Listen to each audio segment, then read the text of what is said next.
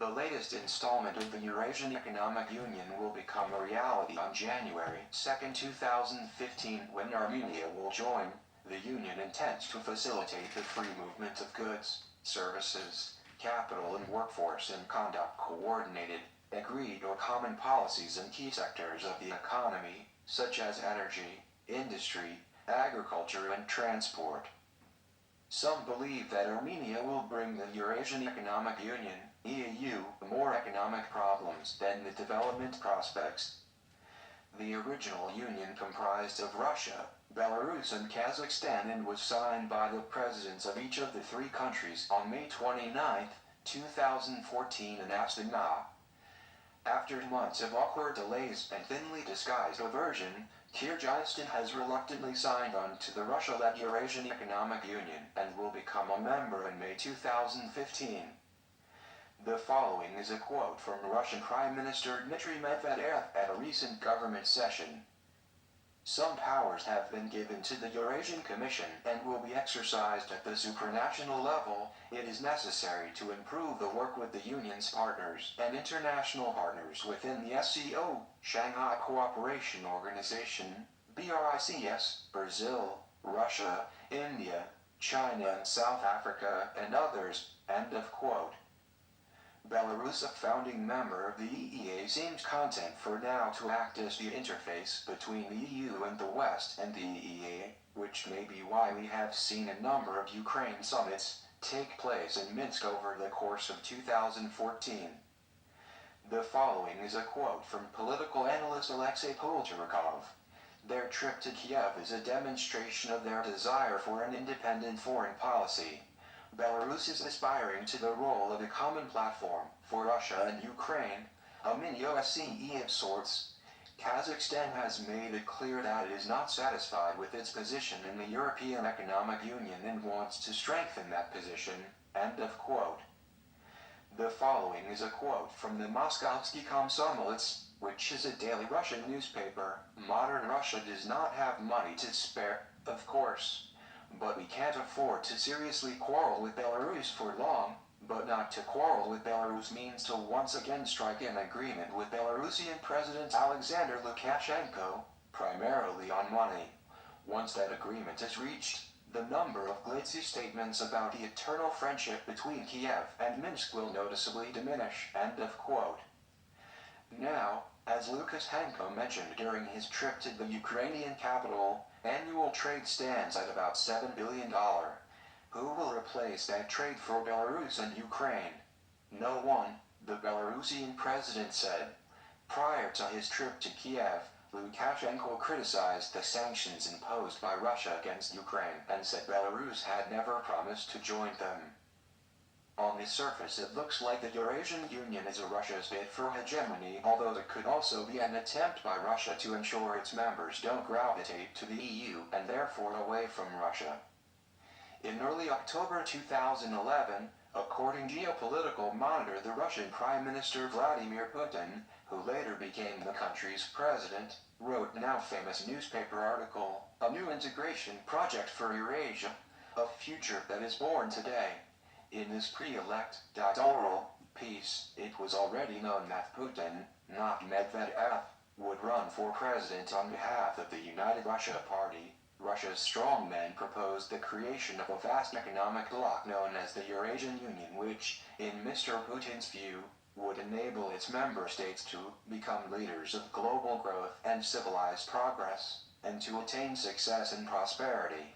This new entity of regional integration in the post-Soviet space should build not only on the experience of the Commonwealth of Independent States, CIS, but also on its two successors, the Eurasian Economic Community or EEC, created in the year 2000, and the Customs Union between Russia, Kazakhstan, and Belarus, formalized 10 years later.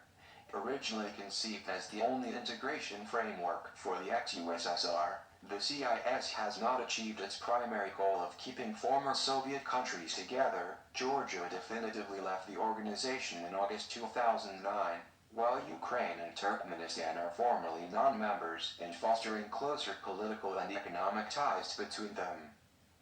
Interestingly, Kazakhstan's President Nursultan Nazarbayev first proposed the idea of a Eurasian Union back in 1994.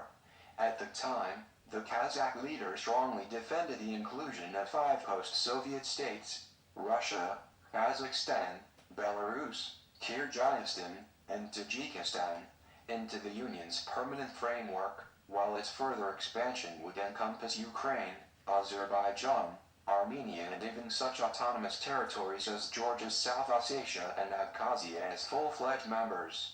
Unfortunately for Nazarbayev, Russia's flirting with the West and the fact that the Russian Foreign Minister Andrei Kozyrev from 1990 to 1996 even entertained the idea of Russia's joining NATO in the 1990s. This proved impossible though, as Russia's first financial crisis after the collapse of the Soviet Union would erupt only 4 years later, in 1998, and Boris Yeltsin's lukewarm attitude towards Russia's CIS partners prevented such a project from materializing and put other integration plans on the back burner for years. As the global competition for markets and resources has intensified in this last decade, with China recently surpassing Japan as the world's second largest economy and the United States and EU countries struggling against the specter of recession, Moscow has manifestly set out on a course of accelerated rapprochement with its former satellites, by consolidating its ties with Belarus and Kazakhstan, and also by practicing a stick-and-carrot approach to Ukraine and Kyrgyzstan. Russia expects to strengthen its strategic neighborhood and secure access to local markets. However, Moscow also aspires to the role of a regional hegemony, decades after the collapse of the Soviet Empire. Kazakhstan and Belarus have traditionally been Russia's best partners and allies in the former USSR. The following is a quote from RAND expert Oleg Oliker writing about the Russian foreign policy in the year 2009. Kazakhstan and Belarus are frequently recognized as Russia's closest friends, whereas the 3 Baltic states and Georgia are seen as unfriendly toward Russia. End of quote. The strengthening of ties with each of these 2 countries is considered by the Kremlin as a prerequisite for the further expansion of its geostrategic influence over to other neighboring territories, such as Ukraine and Moldova in Europe or Uzbekistan and Kyrgyzstan in post-Soviet Central Asia. Both Kazakhstan and Belarus actively participate in the Russia-led Collective Security Treaty Organization, CSTO, created in 2002 for the purpose of jointly confronting security risks and challenges to domestic stability. They are also the primary consumers of Russian military technologies and equipment, benefiting from special contracts directly concluded among dozens, if not hundreds, of industrials. Since 1992, Russia and Belarus have been progressively building common statehood. In April 1997, the 2 countries formalized the establishment of a Russian-Belarusian Union, which has been formally called the Union State since the year 2000. In the context where the Belarusian President Alexander Lukashenko increasingly came under fire from human rights organizations, NGOs and Western governments for his undemocratic handling of the country's political life. In Western media, Belarus is frequently cited as Europe's last dictatorship. Minsk's economic dependence on Moscow has rapidly grown into a difficult and ambiguous relationship. This is especially true in the energy field, because Belarus has no proper energy potential and needs to import hydrocarbons to sustain its industries. Russia was slowly paving its way towards full membership in the World Trade Organization, and in December 2011, Russia finally joined the WTO after 18 years of negotiations. Russia had to progressively abandon price privileges for its external partners, including Belarus. Instead, Russia has continued to provide considerable subsidies, for example by way of exempting Belarus-directed oil products from export duties. In early 2011, Vladimir Putin promised over $4 billion in direct subsidies to the Belarusian government, cementing Minsk's dependence on Russia's goodwill in economic matters. The following is a quote from Margarita Balmaceda, who is an expert on oil from Belarus. One of the perverse effects of the subsidization of the Belarusian economy through energy subsidies has been the preservation of an economic model that is incapable of dealing successfully with the effects of an eventual reduction in Russian economic support.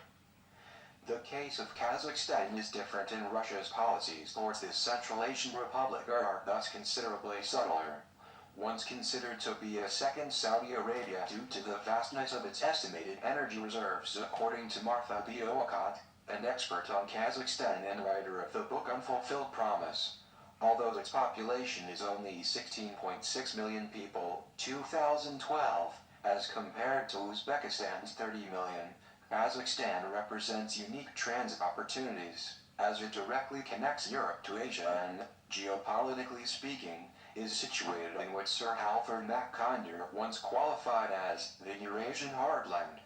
The concept of heartland is central to the theory of the Great Game, which was a geopolitical competition for influence in Central and South Asia between the Russian and British empires in the 19th century. By consolidating its ties with Kazakhstan, Russia not only gets access to its enormous territory and favorable geographic location, but can also promote its interests further south, establishing strategic economic connections with the Middle East and the Persian Gulf. While Kazakhstan's oil and gas deposits are frequently cited as the core of Russia's economic interests in the country, this country is also crucial for ensuring security on Russia's southern borders. Russia's geopolitical ambitions are in no way limited to two of its neighbors, Kazakhstan and Belarus. In the spring of 2011, Ukraine confirmed its desire to enter into discussions with the Russia-led tripartite customs union, after the Kremlin had hinted at a possibility of reducing the weight of Ukraine's energy bills by almost $8 billion per year for Russian gas imports. Almost simultaneously with its Ukrainian counterpart, the Kyrgyz government launched official talks on their country's eventual accession to the customs union, advertising the presumably enormous economic benefits its economy would get from a freer access to the Russian, Kazakh, and Belarusian domestic markets. Ukraine has long been Russia's most troublesome partner, mostly due to the ambivalent policies of its second president Leonid Kuchma, who was in power from 1994 to the year 2005 and who once proclaimed Ukraine's intent to join NATO, while Russia's relations with the North Atlantic Alliance were particularly strained. On Tuesday, 23 December 2015, President Petro Poroshenko pledged to seek NATO membership, although it is not clear how soon Kyiv would apply. The Ukrainian parliament had previously repealed the law barring participation in NATO. This has further angered Russia, whose interest in keeping Ukraine in its sphere of influence has always been twofold. On the one hand, there was the Crimean Peninsula, which hosts the Russian Navy base. Russia annexed the Crimean Peninsula in March 2014 for this reason. This facility provides Moscow with strategic military capabilities in an area that Russia once considered crucial for the security of its southwestern borders and its geopolitical influence near the warm seas. On the other, Ukraine is Russia's gate to Europe, whereas Poland and the Baltic states remain traditionally hostile towards the Kremlin for historical reasons, one of which is that Russia participated in 3 partitions of Poland in the 18th century and even invaded its eastern part following the outbreak of World War II. The Baltic states also suffered from annexation in the 1940s. Furthermore, Ukraine represents a promising market of 45 million potential consumers, in the context where Russia seeks to diversify its own economy. As regards Kyrgyzstan, the importance of this Central Asian country can in no way be compared to that of Kazakhstan. While its economy is underdeveloped because of structural difficulties, dominant but inefficient agriculture, scarce energy opportunities, poor infrastructure, Kyrgyzstan is also inherently unstable. It lived through 2 popular revolutions in 5 years' span.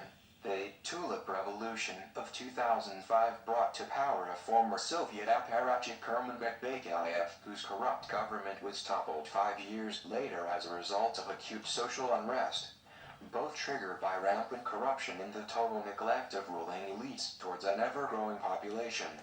Still, Kyrgyzstan's place on the Central Asian landscape is no less unique because of its proximity to Afghanistan.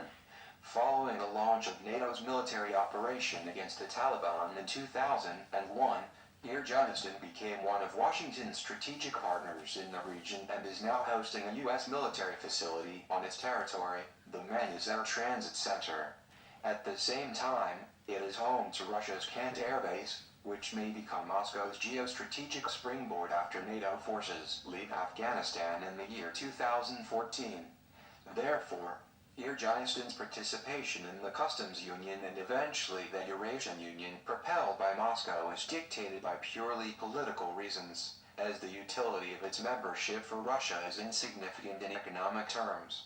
According to Erika Marat, a prominent Central Asia expert, by joining the customs union, Kyrgyzstan voluntarily submits to Russia's stronger political control and may even suffer economic damage, because, as a WTO member for over a decade, Kyrgyzstan has much lower import and export tariffs compared to what the customs union has to offer.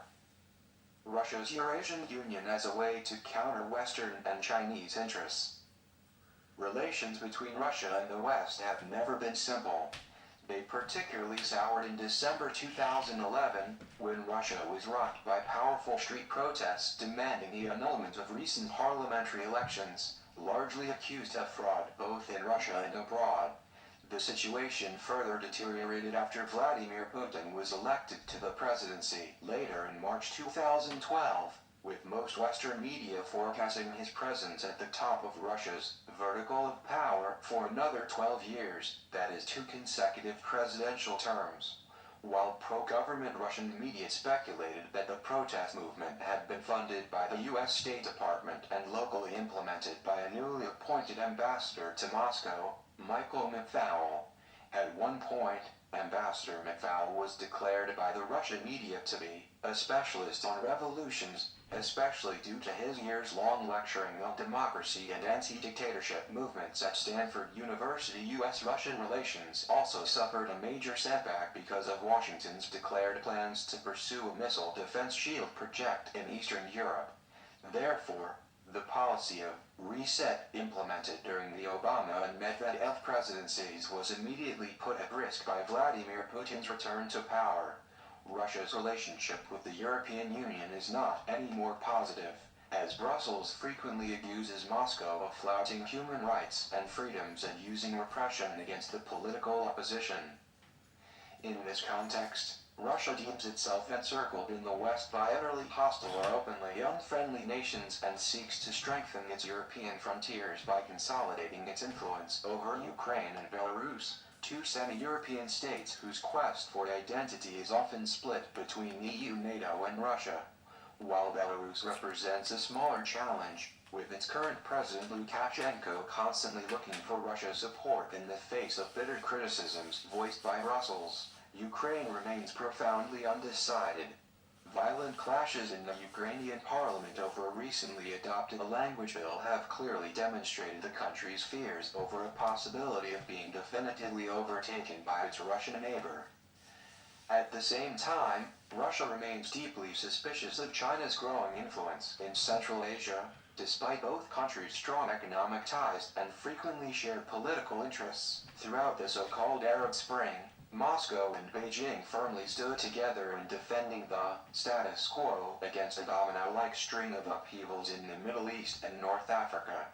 China already surpassed Russia as Kazakhstan's top economic partner, with the overall trade turnover between Astana and Beijing reaching an unprecedented level of $20 billion in 2010.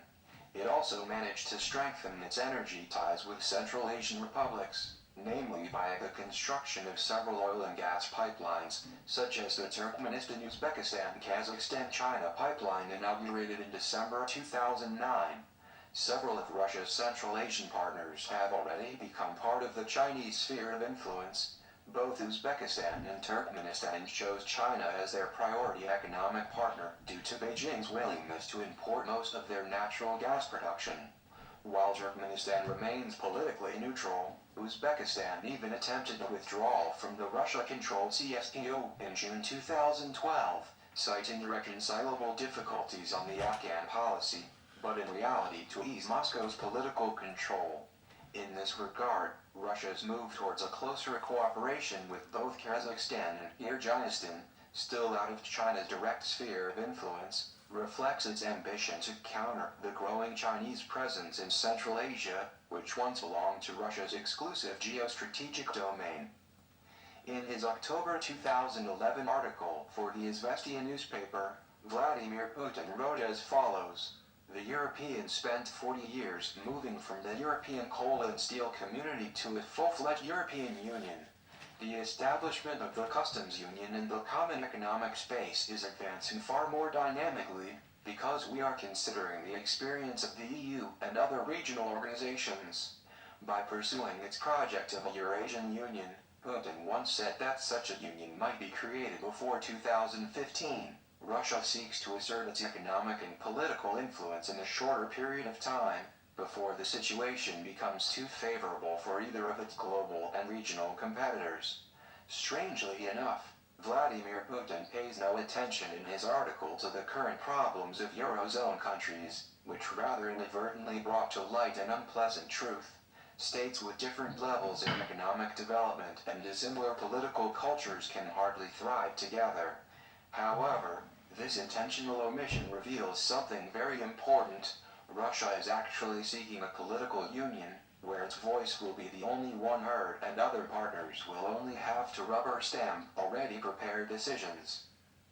Some experts, like Nicholas K. Gvozdev writing for the National Interest, believe that by promoting its Eurasian Union agenda, Moscow is trying to rebuild a new Russian empire, namely when he says that Putin would like to see more of the old Soviet and imperial era linkages restored, with trade, resources and labor flowing between Russia and its neighbors. Others assert, instead, that Russia's policy towards its neighbors will be dramatically different, with the Russian-Ukrainian political scientist Andrei Okara speaking of a trade quasi-empire, based on each country's acceptance of Moscow's dominance and on the absence of other alternatives, clearly in the Kremlin's favor. Russia's Eurasian Union is a manifest bid for the establishment of Russia as the only Eurasian superpower, whose influence equally stretches to the west and to the east. However, contrary to how Moscow's domination evolved in the past, Russia will now have to develop more of its own soft power, to use more frequently its diplomacy instead of brutal force, and to demonstrate its skills at being more competitive than its Western and Chinese rivals.